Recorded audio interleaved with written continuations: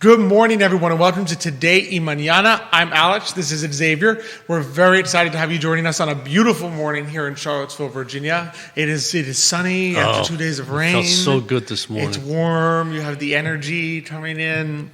Nothing like sunshine, right? It just put a smile on your face and makes you hop along like the bunnies hopping along. Exactly. Well, they're out there, and you would know. The bunnies. That's why I said. As I saw them this morning, quite in season. Oh, there they are. They are back, and they are as excited for spring. I think there's a lot of people are. Yeah, Mr. Urpí, what are you planting this year? Yeah, like what's new in the supermarket this morning? So, but we are looking forward to a great show. We're going to be joined shortly in the show by Greer Achenbach.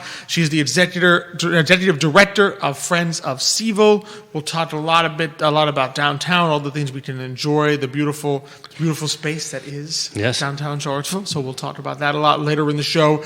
Xavier and I will talk a little finance. We will miss our good friend Matthias. He will be back. On monthly meetings with Matthias, he had an emergency he had to go deal with, so we had to just restructure a little bit. But we will have our good friend Matthias back. You will not miss him. You will not miss him. So that will. Well, you'll miss him today. You'll miss him today. He'll be back. He will be back. He will be back. Yeah. Just a couple shout outs. Bill McChesney already tuning into the show this morning. Dr. Elizabeth Urpí watching the show this morning. Thanks for tuning in. Our fantastic viewers. We love them. Sometimes figuratively, sometimes literally. So we are looking forward to and I'm going to do something special. So I've been watching because my beautiful wife, every once in a while she watches these on YouTube things that she enjoys, whether it be cooking or sewing, whatever. And they always say, these people always say, and if you like this show and want to share, you can always click on the subscribe button. But they always do that. They always have these little fingers, and I'm always looking because when it's on TV, I don't see it. So what are they pointing at? Well, if you watch it on Facebook, there is a share button. That's what it is. Arrow, so you can click the share button. But I always find it so cute when they say that they have the little finger there, pointing where to click on YouTube. And I'm looking, I say, I don't see anything there. You post on the TV. On the TV, exactly. Yeah, but if you're watching on a computer, they're trying to point to where the share button would be. Absolutely. Well, I feel like we're finally getting into, we're getting close to that transition period where your café con leche can become an iced café con leche if you're really hot. We're getting close. Not yet. I would still say get your nice warm café con leche. Yeah, there's something. Sit down. I think it's just this is a personal thing, but café con leche for me has to be warm. It's just the flavor of it. It's just so much better. Once you start throwing some ice, I'm not a big ice. It dilutes the flavor. Yeah. Especially if you put a little leche condensada in that milk, then it just kind of destroys that whole nice sweetness of the. What was that thing we had at Guajiros recently? What did they call it? The bonbon? Oh, yeah. It was basically it was a cafe cubano. So it was like what's in your café con leche without the milk. Right. But instead of milk into this little thing, they put condensed milk. Sweetened it. And it was a coffee on top. That was on top, or I can't remember. The coffee I think the coffee was on top of the condensed milk. Yeah. They must have put the condensed milk on and poured the coffee. Yeah. Oh, man, that was so good. That was good. Yeah. That was good. I could have 2 or 3 of those. I but know, then I'd be like, well, then you'd really be, then I'd be worse than the bunnies. I'd be all over the place. We wouldn't do that before Today Mañana because then the desk would be like, he's asking me questions, none of which have anything. I do that all the time anyway, right? I do that anyway, but with the whole show. But I'd be asking the questions like standing up, and my hands would definitely be flurrying. Exactly, you'd be super excited. Yeah. Did want to give a quick shout out. Obviously, our past guests. One of our past guests recently was Michael Sloan and Christine Fairfield from Charlottesville Oratorio Society, Virginia. Yes. Right. They had their Beethoven concert on Friday and Sunday. Beautiful. Yes. Beautifully done. Just a wonderful concert. Just the talent on display of those 90 plus singers. The orchestra that he had, the way he conducted it at Old Capitol Hall, just so amazing. It really is. Yeah, so they're fantastic. It was a magical performance. I believe not Doctor, but the other Elizabeth Urpí described it as magical. And you can see Nicholas Urpí's review of it on Facebook, I think, using that phrase. So it was beautifully done.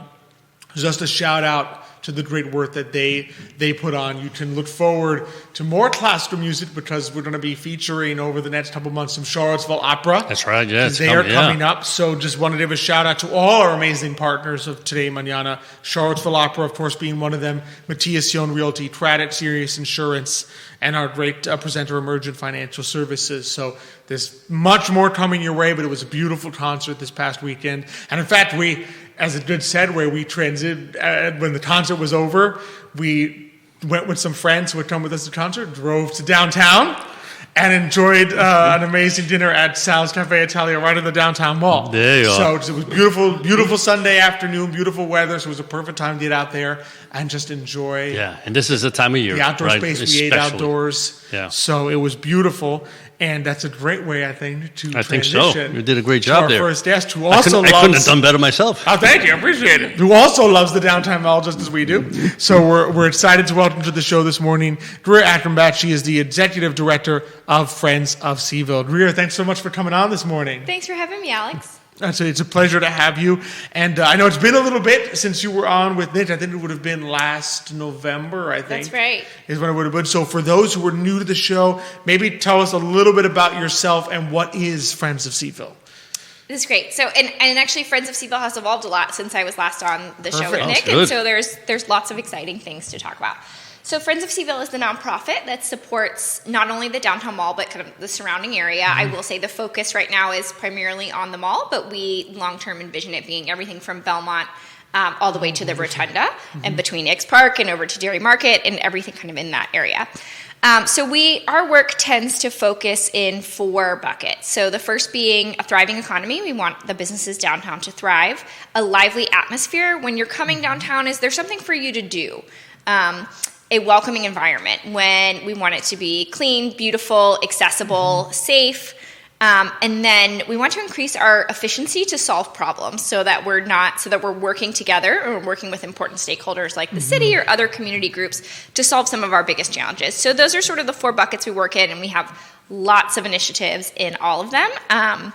We have a small team, staff, but a very involved board and volunteers for helping us make all this stuff happen.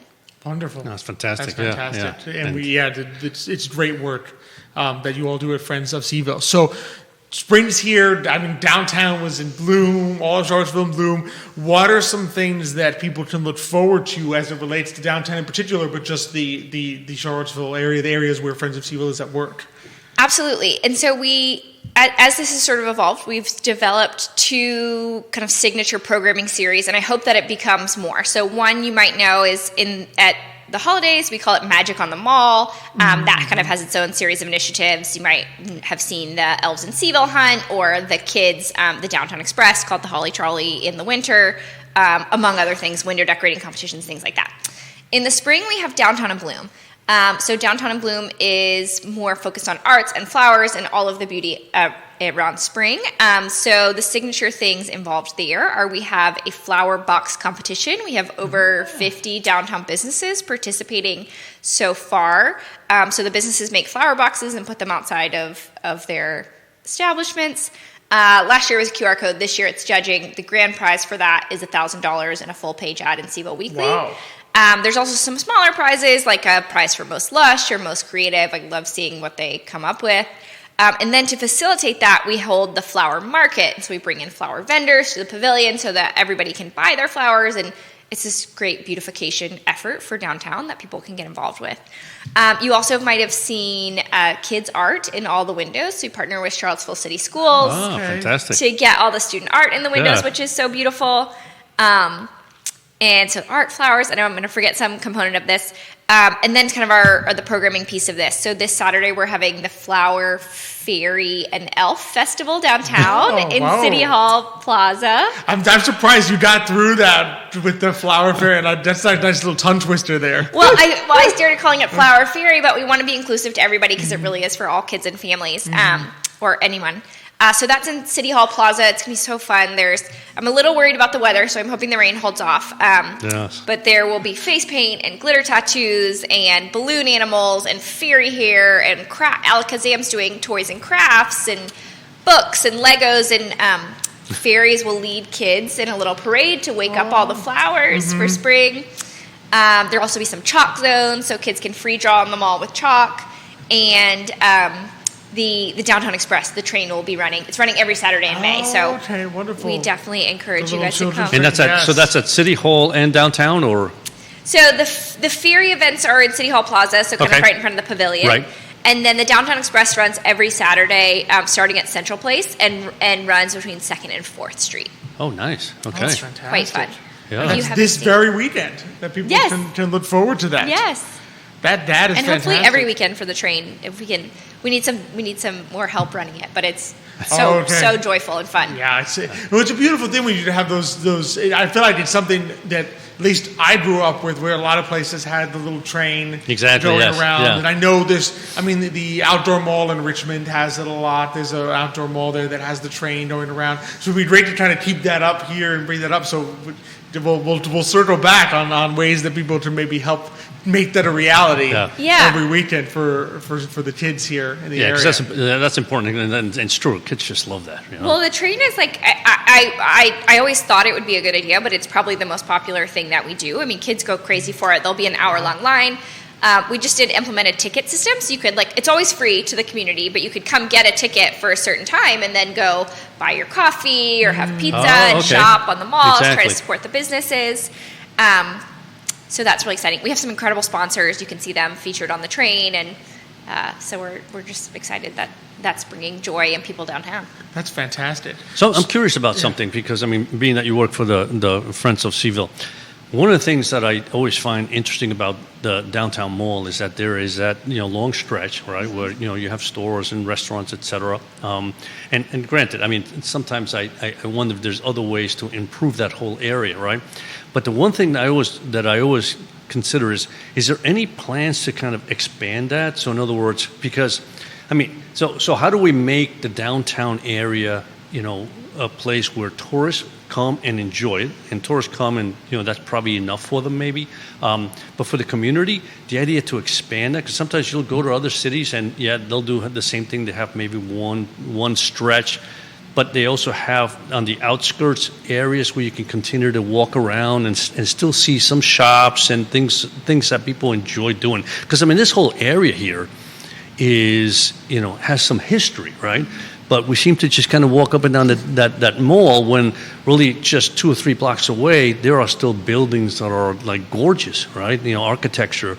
So is there any way to expand on that mall so that it stretches, sideways? I'm so glad you asked me that question, because I might have forgotten to talk about this. So, yes, there's so many things to touch on there. One piece you talked about, the history. That's something that's very important to us, is wanting to highlight that history. Selves of CVille is actively working on a history walking tour. So you might have seen some of the historical markers on buildings downtown, but doing a self-guided, you could use QR codes. Right. It would take you to a little video that would tell you about the building, and so that's interactive, something you could do for free downtown that teaches you about it. And then your question about it being kind of more pedestrian friendly, and that you're extending down Main and these other areas, absolutely. I think the 2 parts there, one is it's sort of a beautification effort that makes it feel more connectivity, Exactly. so that the mall doesn't feel so closed in, so that you can walk down Main or you're walking over to X and it all feels like very designed for pedestrians. So one, yes, beautification is in those sort of connectivity or things we're thinking about.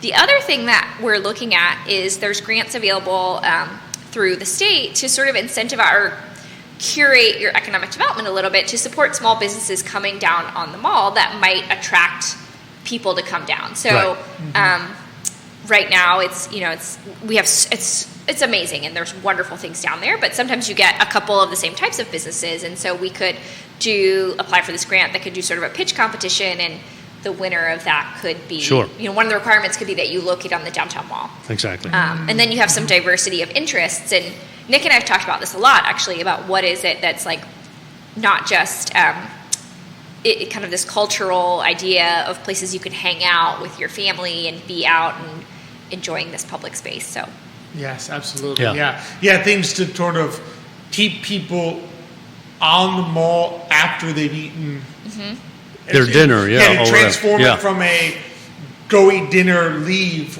place to a go eat dinner and now walk around and now sit at this place and enjoy, maybe it's ice cream, maybe it's coffee, Yes. maybe it's something other, something else. Yeah. But like more like keep people staying there for maybe 3 hours at a time Right. rather than an hour at a time. Yeah. So that's great that you're working on these great projects. Because you think of the European model. I mean, I'm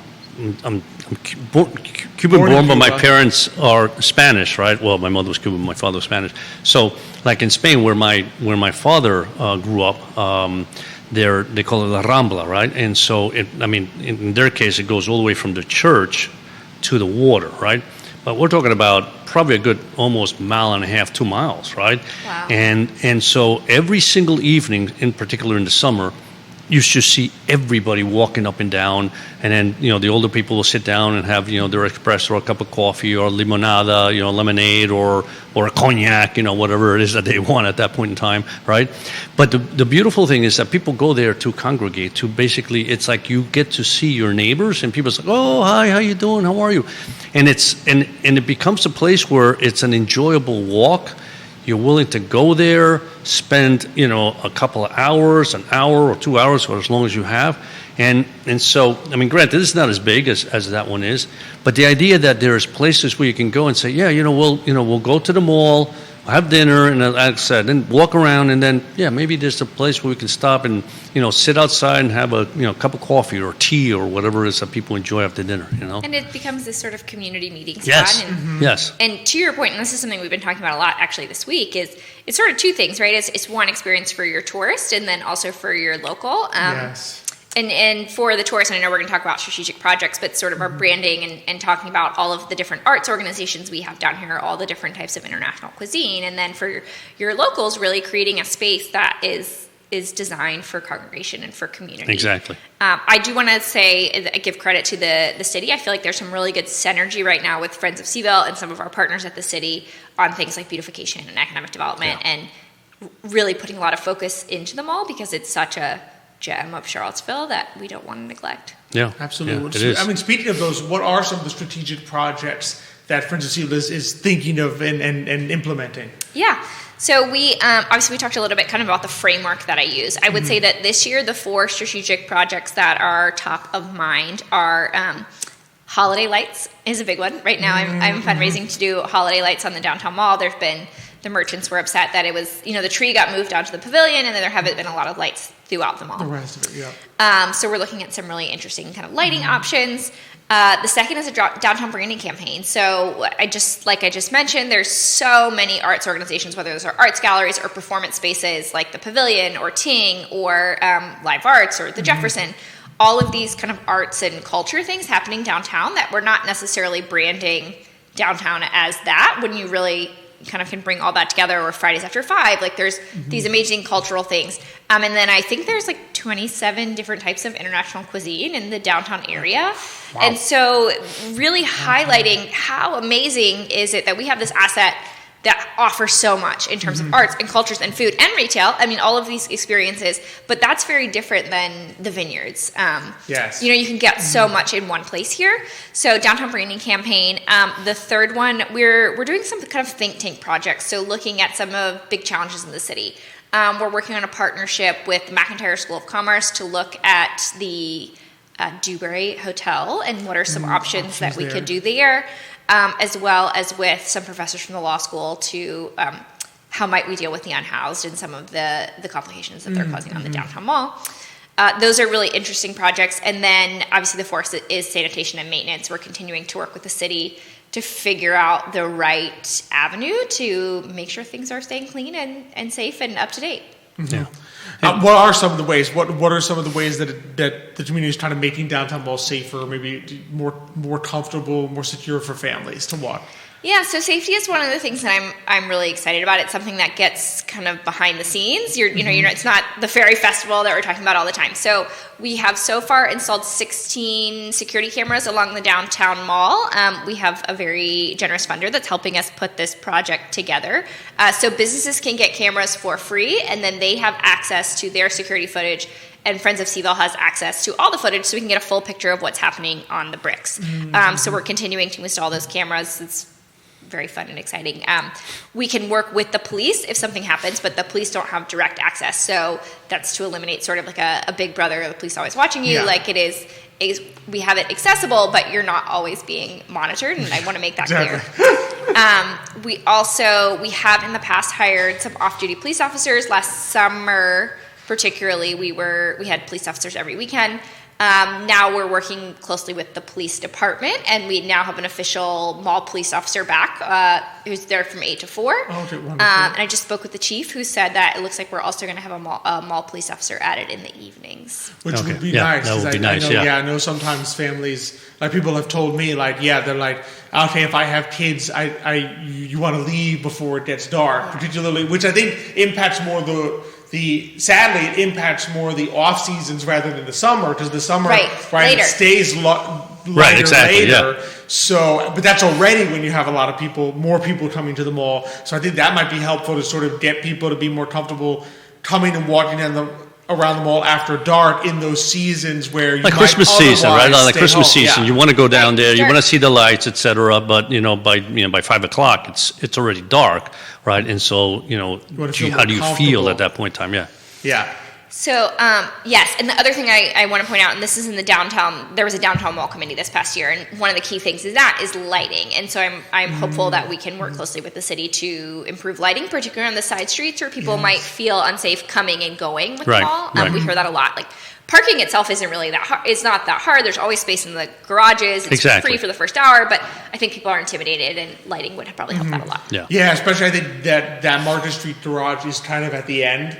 And so when the team pavilion's up and running, then you've always got people there, so you just walk straight into the thing. But I notice in the winter, when there's nothing going on at teen, you get to the garage, and it's kind of dark. That area is dark, that's right. They don't feel as comfortable, so they'll only park on Water Street side, or they'll only park on the side streets, and then they'll be like, oh, okay, but now I got to go through this dark side street that's not as well lit as the mall itself. So that would be great, I think, for people to really feel comfortable and say, hey, you know what? Yeah, I can not only be safe on the mall, and not that you're not safe. Like, it's not that we have high crime to the extent of thinking big city, right?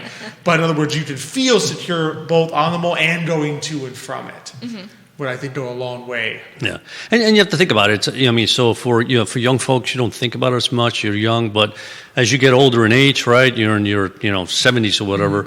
It becomes a little different, right? Because all of a sudden you're not as vigilant, you're not as sharp, walking sometimes can be difficult. So those are the people you have to make sure that they come back to the mall, because that's perfect for them to be able to come to the mall, have dinner, walk around, enjoy that walk, right? And then, go back to their vehicle and go home, Yeah, I'm so glad you said that, because that is certainly one of the target demographics that I think a lot about. We've done a lot in the past couple of years for young families and bringing them down, but I think our retiree population obviously is one we want to talk about, making it more accessible for them too, people with disposable income that want to come and enjoy these amenities. Yeah, because unfortunately, when you get older, sometimes like, all right, I want to go to a restaurant, and I park right in front of the restaurant, I'm happy, right? So, but in the downtown mall, there's no such thing. You got to go to the parking lot, park somewhere there, and then walk, which is good for you, which is what you'd want to do. But if you feel uncomfortable, it's like, no. Also, just for foot traffic safety, more lighting would help them. Because obviously your eyesight isn't quite as good as you get older. So to be able to say, okay, I can still navigate, and it's very recognizable because there's more lighting. Yeah.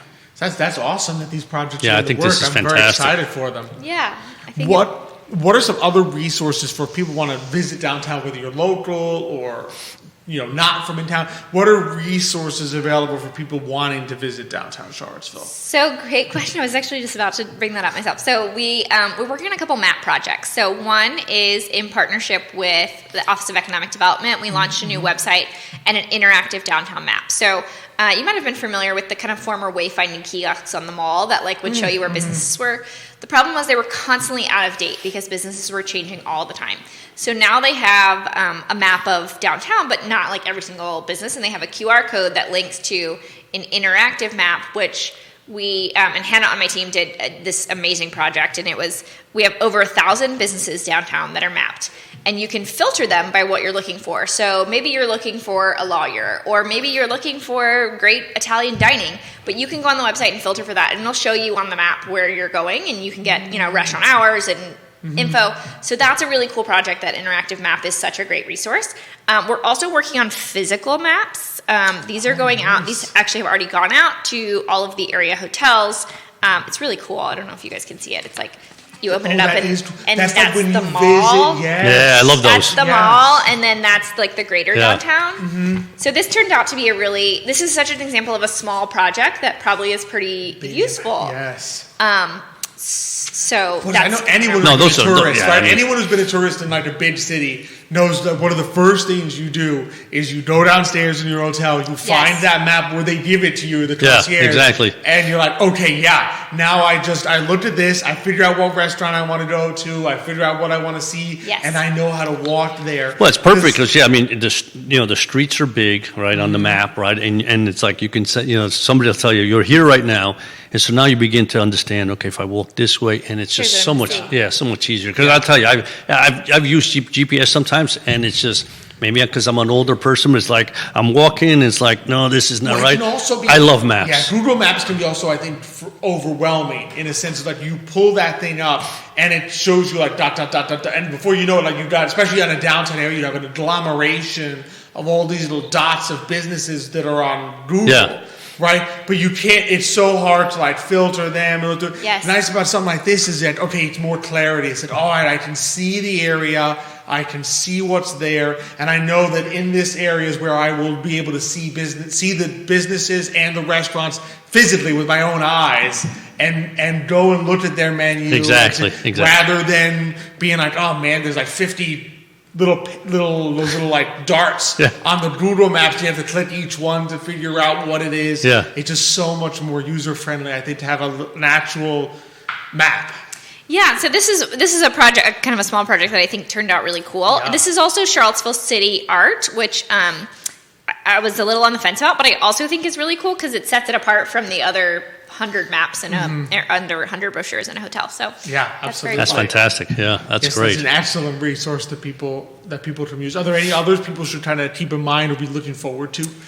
Yeah, so I would always encourage people to be following us. So our website is friendsofcville.org. I know we'll talk about that a little bit at the end. Make sure you get on our newsletter list so that you know what we're doing and what's going on.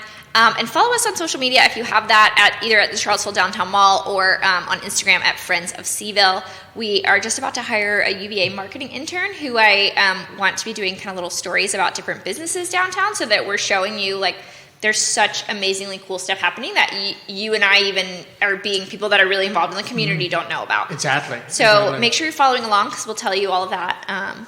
And then just that you're kind of coming out and getting to see it all for yourself. Fantastic. A couple more shout-outs. Justin Muchler, thanks for watching the show this morning. Kate Lynn, thanks for watching the show. Monica Miller, thanks for watching the show. She's one of our great viewers from Montana. All those going to be visiting. That's right. Soon. Very soon. So maybe she'll get to see some downtown mall when she comes to visit. So thanks, everyone, for tuning in this morning.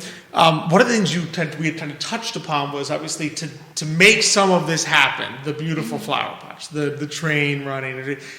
We need people to kind of step up and volunteer. What are ways for people to get involved and help out? Yes, that's such a great question. And it might be a fault of mine for not kind of figuring out the organization of this yet, because I think people are really enthusiastic about it and taking that enthusiasm and kind of organizing it into like meaningful engagement both for them and for downtown.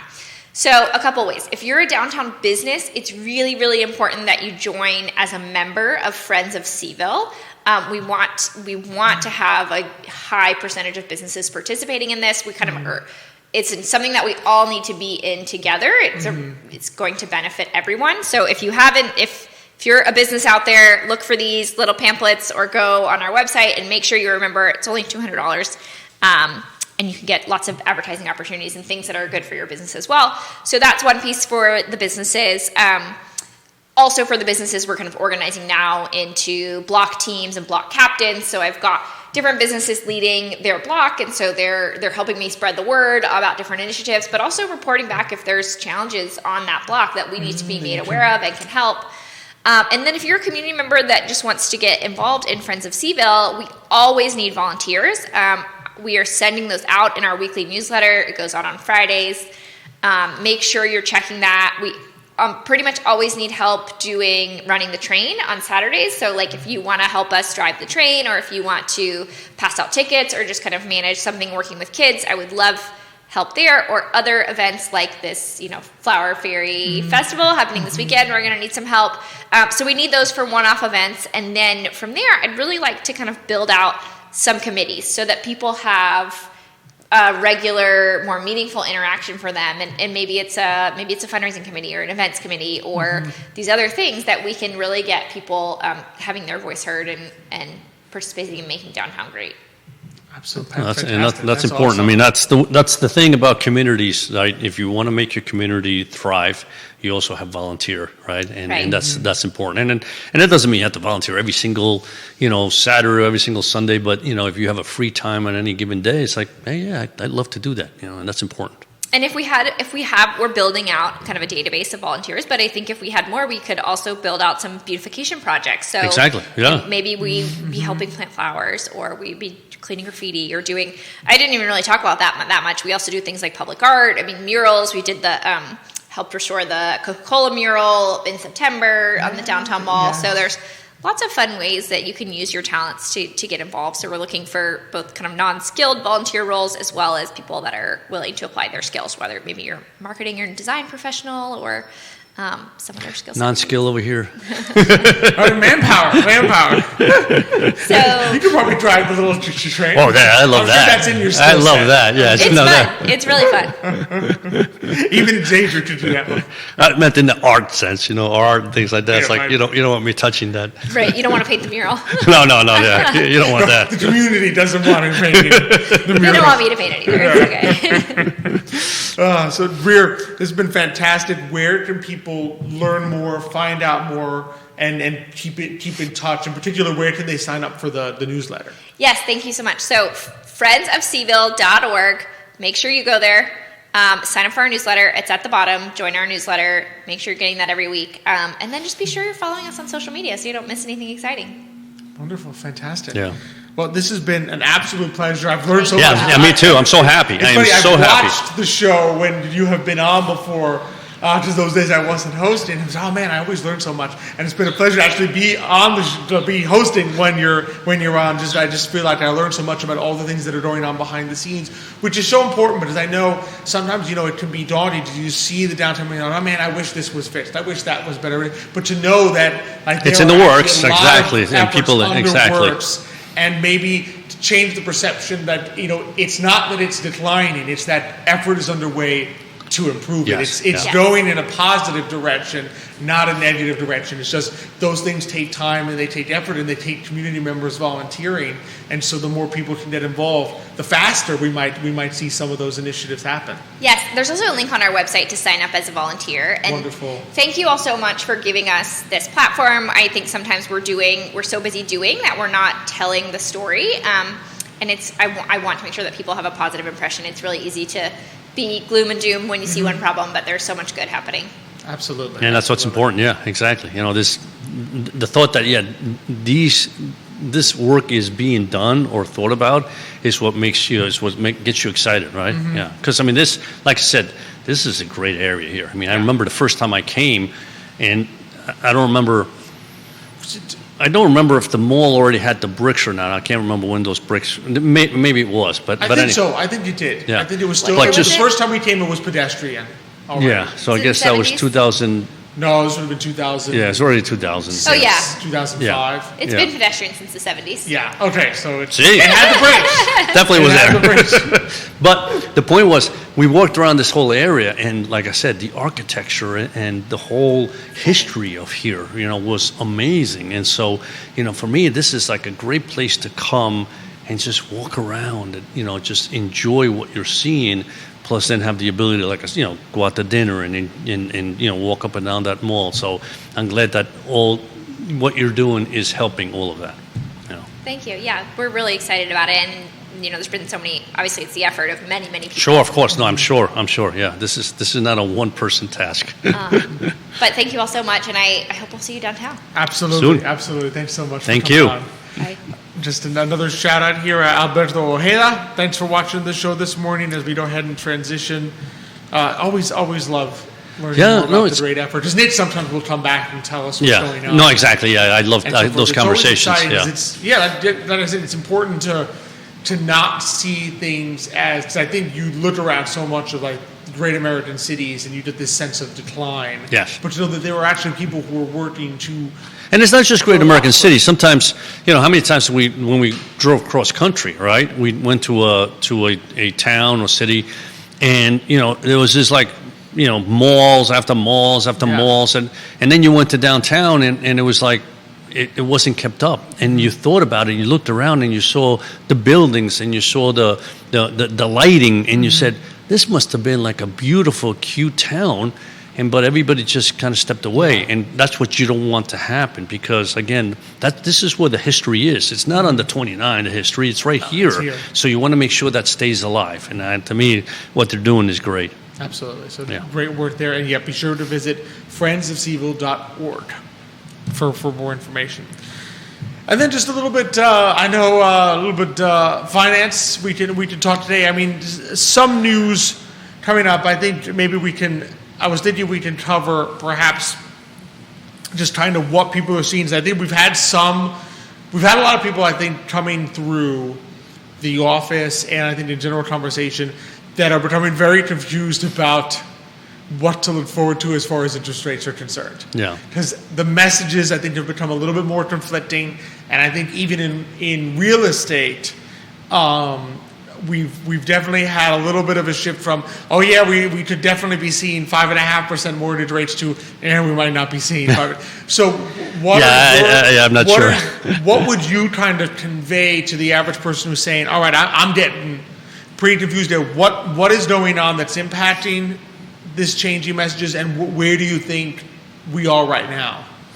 So that's actually a great question, right? And I always, when you think about interest rates and then apply it to real estate, one thing we already know is that real estate is a local phenomena, is not a national phenomena, right? Because if you look at the numbers that have come out, and I think they came out today, housing starts have dropped, permits dropped. Why? Because interest rates are higher, and so it's a lot harder. It's a lot more expensive to borrow, right, in order to even just build a house and then hopefully then sell it. So that is impacting, right? But is that impacting necessarily Charlottesville? Probably not, because the demand is still so much higher than the supply. But having said that, it's the interest rate situation is kind of is in flux, right? Because there's two things that I think the Fed looks at is, how's the economy doing? Do I need to help it to continue to move along? And then how's inflation looking? Is it under control? And I think we have two things that are really fighting against each other. I mean, because you are thinking, if you start looking at the numbers, there's no doubt that the economy, because of the consumer mostly, is beginning to slow down, right? So if that's happening, then the Fed's sitting there saying, we'd like to lower rates because we don't want this economy just boom dropping out of the cliff, right? Yeah. But at the same time, you look at the inflation numbers and you sit there and you go, I mean, everybody's so excited yesterday because we had inflation at 3.4, 3.6 from an annual perspective. Well, that's still pretty high. I mean, 3.4. Well, in the month over month for PPI was higher than expected. Exactly. So, the only reason the annual number didn't change is because they had an adjustment from the previous. But month over month, it's just the last 3 months has been much higher than expected. This month, it came. Listen, it came a touch below what the expectation was, right? And so you sit there, it's like, and then everybody was euphoria yesterday on a little bit, just a touch below. I mean, and the numbers only on the headline number because of the previous, just the month to month. Yes, exactly. It's not a positive number. So I mean, it's still month to month. You're still running, like I said, about 3.6%. I mean, that's nothing to if you said, hey, you're running at 2%, I'd say, okay, are we going in the right direction? Maybe, right? But taking a step back, like I said, there's so much that goes on in the economy, and from an inflation perspective, you got to think about the following, right? We certainly are moving towards, quote unquote, a green economy, right? I mean, that is the goal of the whole world, right? It's not something that I think can happen overnight, but it's the goal. It is an expensive goal. I mean, in other words, a green economy is expensive. Oil is still the cheapest, and gas is still the cheapest. Anytime you move away from that, you are going to be paying more for whatever it is that you're growing, creating, making, or using as energy. That's inflationary, right?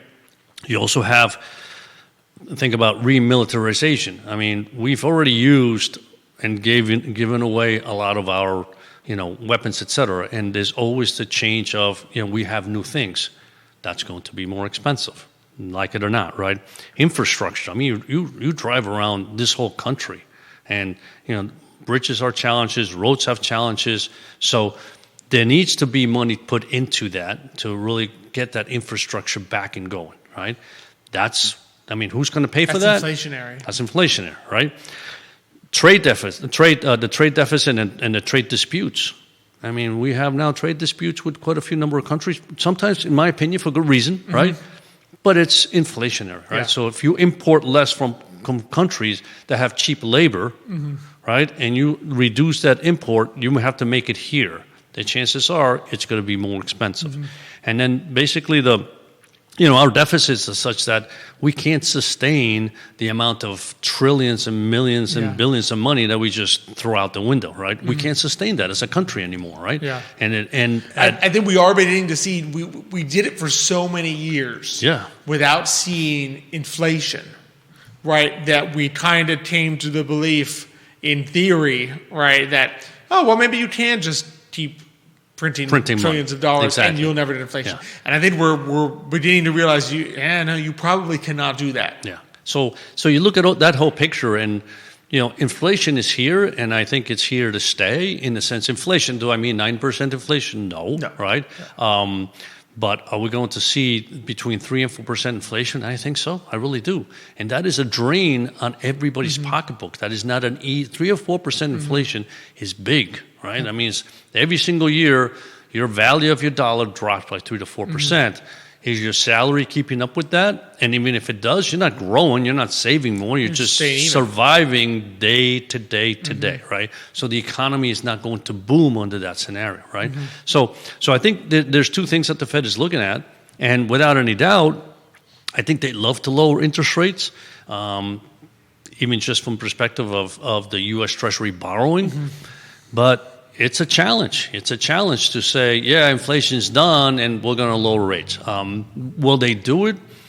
Like I said, I think for political reasons, truly, I think they're going to lower rates this year. Whether it be, by a quarter or a half or 1% is the question mark. But I think they're going to be lowering rates. I just don't see, if they lower rates by 0.5%, what is that doing to the mortgage rate? Not a hell of a lot, So I think there are areas in the market where there's going to be some struggles, right? Yeah, I mean, I think what you're trying to see is that, for a place like Charlottesville, what's going to happen is, we might be insulated in terms of price, right? But what will happen is it will be harder to find a place to live. In Charlottesville. What will happen, though, is that you will not see a plummeting of demand that really makes up for. In other words, if you go from 4 buyers per one house to 2 buyers per one house, that tells you 2 out of the 4 people were unable, right, to make it work and be able to afford to live here. But the price is not going down. There's still 2 buyers per one house. Exactly. Yeah, exactly. There's still 2 people looking to buy that one house. Yeah, and it's a matter of who outbids the other to get that home, right?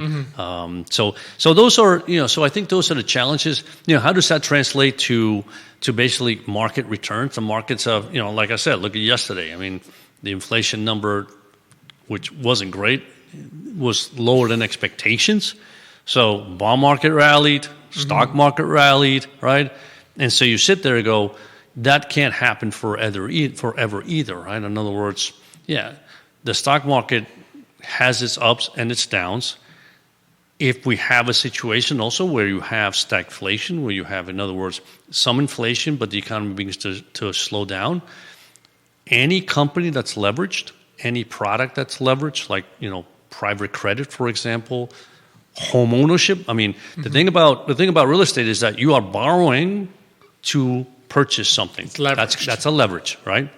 So any leveraged product is going to be challenged in that scenario because interest rates are not going to drop dramatically because you still have inflation and the economy is not booming. So those sectors of the market are the ones that you have to be vigilant about from an investing point of view and say, do I want to now invest in those, or is it better to sit back and say, I can wait? There's other areas in the marketplace, whether it be fixed income, stocks, et cetera, that are much, can still provide a very healthy return, right? And a safer return over the next, 12, 24 months, right? That's what you look at. I would say times like this, I think, is when it becomes more and more important what sectors you are actually in. Right. In other words, when things are booming and they're going to be booming for the next 2 years, then you should literally be sitting in a S&P 500 index fund and an aggregate bond market fund. You should basically own all 500 biggest stocks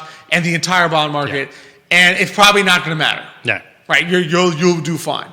When things are iffy, now it matters where you are. I mean, as we saw in 2022, right? It mattered where you were in the bond market. You couldn't just own all bonds and be like, okay, I'm hunky-dory. Because if you owned all bonds, if you owned the aggregate, what were you down? Like minus 14? 14, yeah. Right? So these are the times where it actually matters what sectors of the stock market are you in, right? What sectors of the bond market are you in? Exactly. What alternative investments are you in? Yeah. Because times like this is when it actually matters. You can't just own the most basic thing and ride it up forever, because we're not in that period where everything. And I'm glad you mentioned alternatives, because I mean, if you look at the news, it just seems like, everybody is selling alternatives, right? And some of them are good quality funds. You got to do your research and say, what's alternative about this? What's different about this particular fund? What is it that they're doing in order to make it either yield more or have a greater potential return? So you got to do your homework, because you may be buying something that's extremely risky, and it's like, oh yeah, look at these guys, they had a 40% return last year. It's an alternative fund, and before you know it, next year they're down 50, 60%, right? So that's the area where I truly warn people in saying, just don't blindly buy an alternative fund. Do your research. Make sure you understand it. If you don't understand something, don't buy it. Doesn't matter how good it looks, just don't buy it, because you don't know what you're getting into.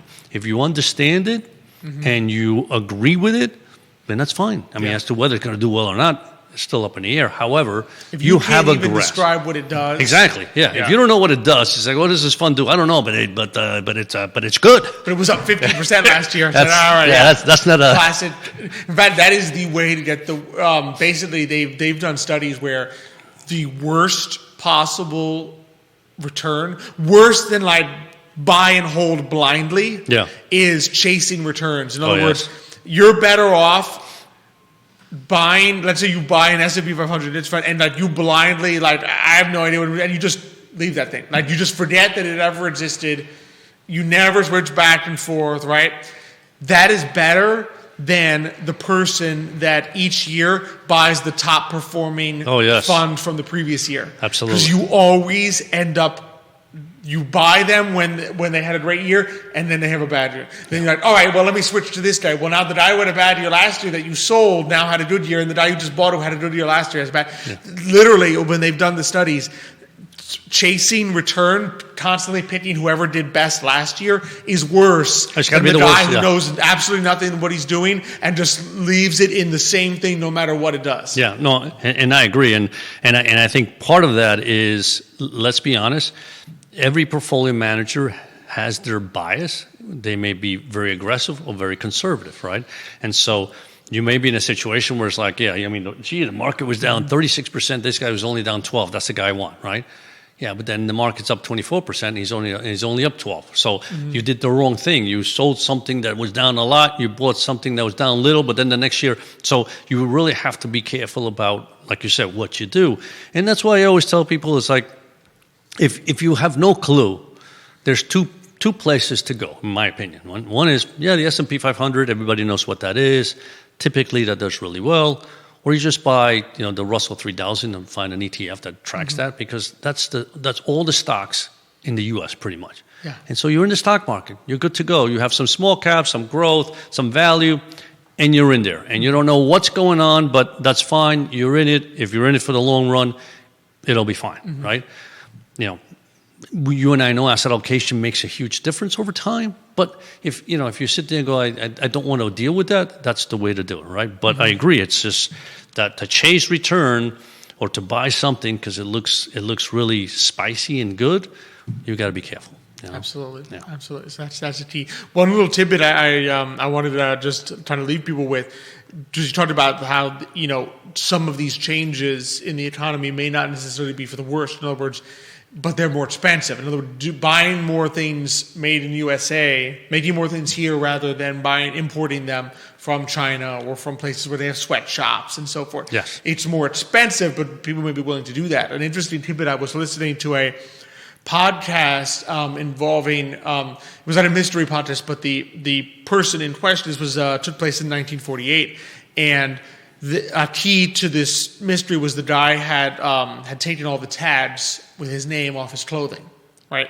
And the person presenting it said, you have to keep in mind, in 1948, almost all personal clothing, T-shirts, shirts, suits, jackets, pants, had a tag with your name on it.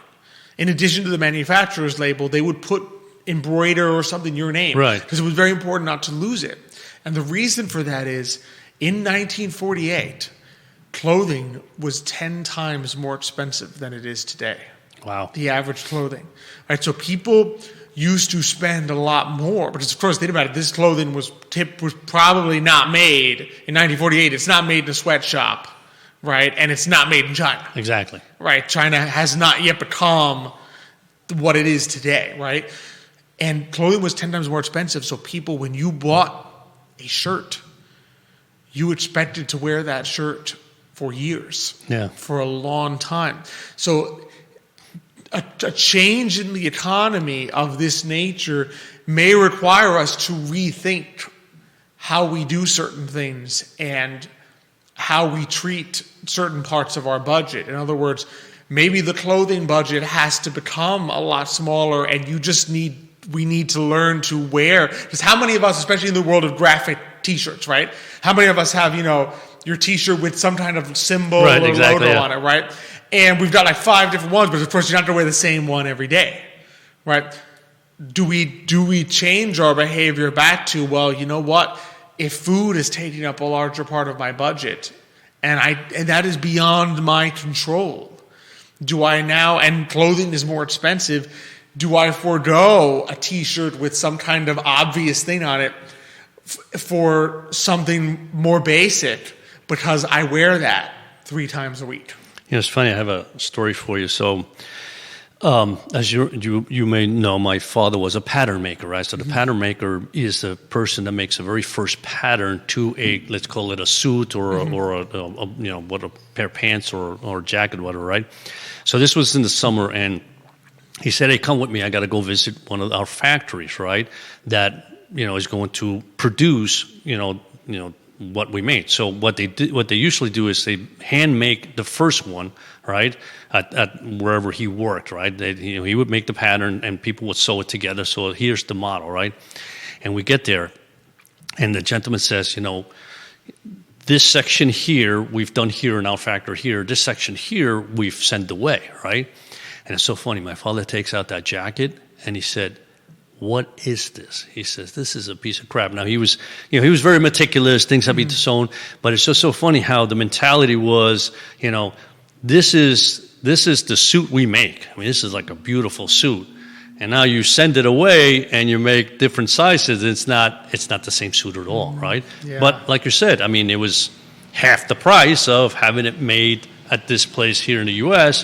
where they made it the way he liked it, but over there it was like, that's not the same thing. Exactly. But it's half the price. So, unfortunately, it just allowed people to, whoever owned the company says, yeah, but I can sell twice as many, Yeah. So it's just one of those things where, we're just things thinking change. how behavior has changed. Exactly, but like you said, I mean, there's a famous movie called The Man in the Gray Flannel Suit. Yes. Why is he called that? Because the guy wore the same suit every day, but you didn't bat an eye back then. Like you didn't think, oh man, he wore that color yesterday. Yeah. Right? And as you know, I have some of my father's custom-made jackets, and they're like beautiful. I mean, it's like you can see the workmanship, and like you said, you bought a suit back then that was customized for you.